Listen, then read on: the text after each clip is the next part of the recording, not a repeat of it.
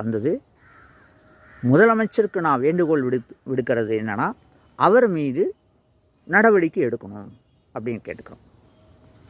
ஏன்னா திருநாய்கள் இனத்தை பெருக்கக்கூடிய விஷயத்தை அவர் உணவளிப்பதை தடுப்பவர்கள் மீது நடவடிக்கை எடுக்கப்படும் அப்படின்னு சொன்னார். அப்போ மக்களை மிரட்டும் துணியில் விடப்பட்ட அந்த அறிக்கை மீது முதல்வர் அவர்கள் தயவு செஞ்சு நடவடிக்கை எடுக்கணும். இதுக்காக நான் இமெயில் முதல்வருக்கு அனுப்பிச்சிருக்கேன். இப்போ சமீபத்தில் மெட்ராஸில் ஒரு குழந்தைய கடித்து குதறி இருக்குது. அந்த குழந்தை பிழைக்கிறதுக்கான ஆயத்த கூறுகள் 1% கூட கிடையாது. தொடைய கடித்து குதறி இருக்குது. மண்டையை போஸ்ட்மார்ட்டம் பண்ணும்போது எப்படி பிளக்கிறாங்களோ அப்படி பிளந்துருக்குது.